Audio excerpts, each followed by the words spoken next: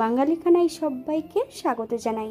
আপনারা তো অনেকভাবে চাল মোচা রান্না করে খেয়েছেন, একবার আমার মতন করে সহজ পদ্ধতিতে আপনিও শিখে নিতে পারবেন ছোট ছোট টিপস সহ। তবে আমি আজকে এখানে এত তেল মশলা কম দিয়ে কিভাবে চাল মোচা রান্না করলাম, চলুন সেটা একবার দেখে নেওয়া যাক ভিডিওর মাধ্যমে। আশা করছি আজকের ভিডিওটি ভালো লাগবে। সকল বন্ধুদের কাছে অনুরোধ করছি সম্পূর্ণ ভিডিওটি দেখার। এতটাই সুস্বাদু হয়েছিল খেতে, আপনি একবার রান্না করলে বারবার রান্না করবেন।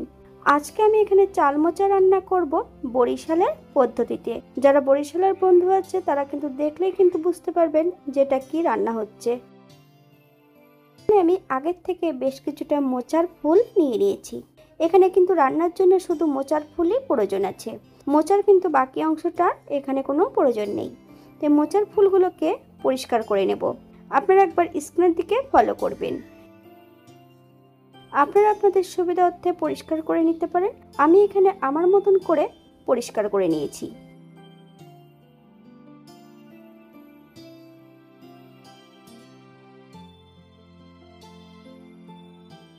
মোচার ফুলগুলো কিন্তু গোটা গোটা রেখে দেব। বেশ ভালো করে পরিষ্কার জল দিয়ে ধুয়ে নিতে হবে। এই পর্যায়ে মোচার ফুলগুলোকে সেদ্ধ করে নিতে হবে। সামান্য একটু হলুদ গুঁড়ো দিয়ে 70% মতন মোচার ফুলগুলোকে সেদ্ধ করে নেব। আগের থেকে আমি এখানে 2 চামচ গোবিন্দভোগ চাল ভিজিয়ে রেখেছিলাম। চালটার বেশ ভালো করে জলটা ঝরিয়ে নেব। একটা কড়াইতে বেশ কিছুটা সর্ষের তেল অ্যাড করেছি। তেল গরম হওয়া পর্যন্ত অপেক্ষা করতে হবে। হাফ চামচ লবণ আর হাফ চামচ হলুদ গুঁড়ো তেলের মধ্যে অ্যাড করব।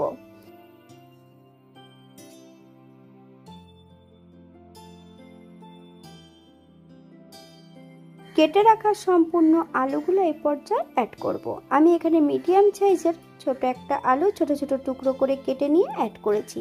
আপনারা যদি পছন্দ করেন তাহলে পরিমাণে বাড়িয়ে দিতে পারেন। আলুটাকে বেশ একটু ভালো করে ভেজে নিতে হবে। বাঙালি রান্না ঘরোয়া উপকরণ দিয়ে। আপনাদের যদি রান্নাগুলো পছন্দ হয় তাহলে চ্যানেলটি সাবস্ক্রাইব করে দিয়ে পাশে থাকবেন।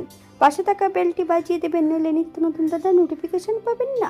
আমার এই চ্যানেলে আমিষ, নিরামিষ এবং বিভিন্ন ধরনের মোচার রেসিপি দেওয়া আছে। আপনাদের যদি পছন্দ হয় তাহলে চ্যানেলটি ঘুরে একবার দেখে নেবেন এবং মোচা কাটারও পদ্ধতি দেওয়া আছে।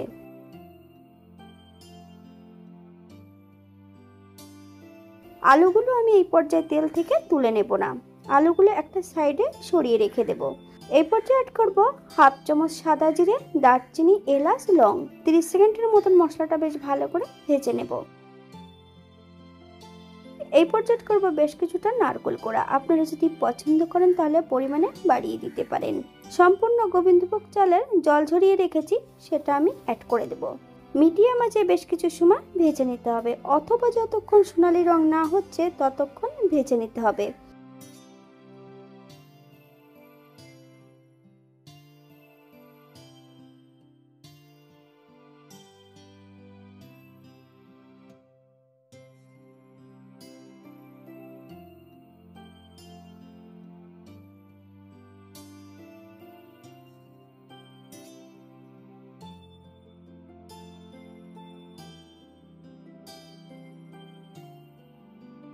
দুটো কাঁচা লঙ্কা, আপনারা যদি পছন্দ করেন তাহলে পরিমাণে বাড়িয়ে দিতে পারেন।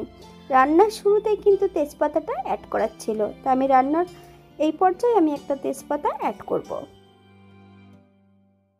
বেশ কিছুটা কিশমিশ, আপনারা যদি পছন্দ করেন তাহলে পরিমাণে বাড়িয়ে দিতে পারেন। এখানে আমি কাজুটা রাখিনি, আপনারা যদি পছন্দ করেন তাহলে অ্যাড করতে পারেন।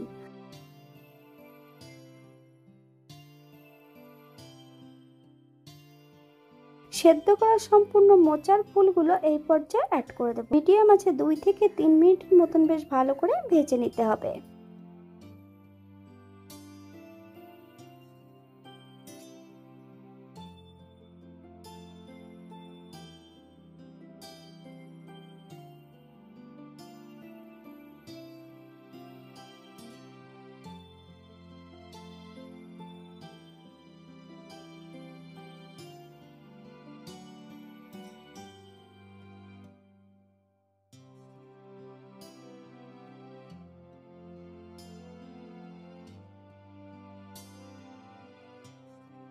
আমি এখানে আগের থেকে বেশ কিছুটা মশলা বেটে রেখেছি।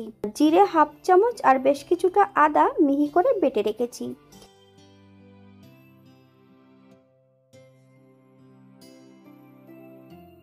হাফ চামচ কাশ্মীরি লঙ্কার গুঁড়ো, হাফ চামচ হলুদ গুঁড়ো, বেশ কিছুটা কাঁচা সর্ষের তেল দিয়ে মশলাটাকে বেশ ভালো করে মিশিয়ে নিতে হবে।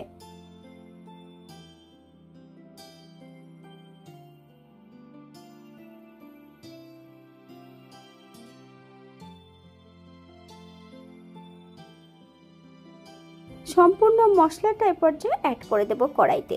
মিডিয়াম আঁচে মশলাটা বেশ ভালো করে ভেজে নিতে হবে।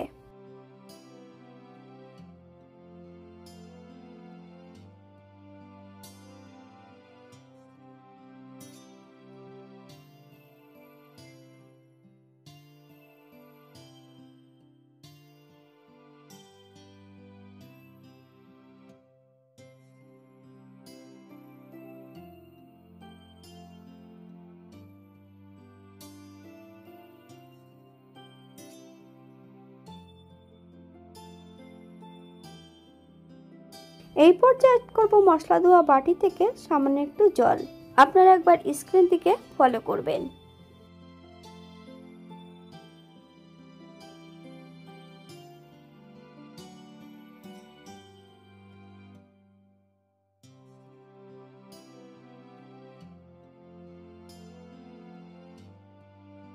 মিডিয়াম আঁচে বেশ কিছু সময় মশলা সহ বেশ ভালো করে কষিয়ে নিতে হবে। হাফ চামচ লবণ অ্যাড করব, আপনার স্বাদ অনুসারে লবণটা অ্যাড করবেন।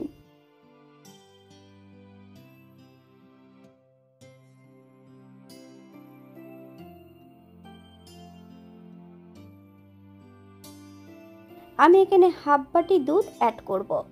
দুধ যখনই অ্যাড করতে হবে গ্যাসের ফ্লেমটা কিন্তু একদম লোতে রেখে বেশ কয়েকটা কাঁচা লঙ্কা দিয়ে 5 থেকে 7 মিনিটের জন্য ঢাকা দিয়ে রেখে দেব।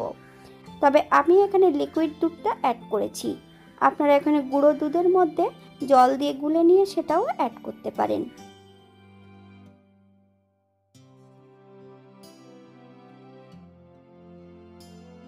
এই পর্যায়ে করব 1 চামচ চিনি, আপনারা যদি পছন্দ করেন তাহলে পরিমাণে বাড়িয়ে দিতে পারেন।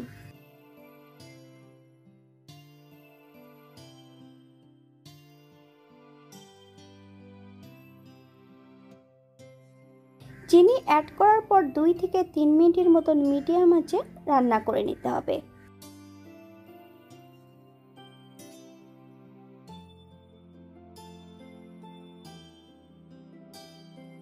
এখানে 2 চামচ ঘি অ্যাড করব, আপনারা যদি পছন্দ করেন তাহলে পরিমাণে বাড়িয়ে দিতে পারেন।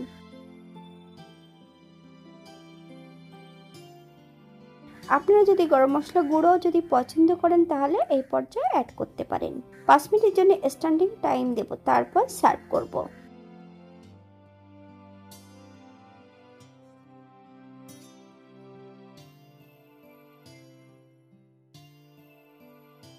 এটা দেখতে যেমন ভারী সুন্দর হয়েছে, এটা খেতে কিন্তু অসম্ভব ভালো হয়েছিল।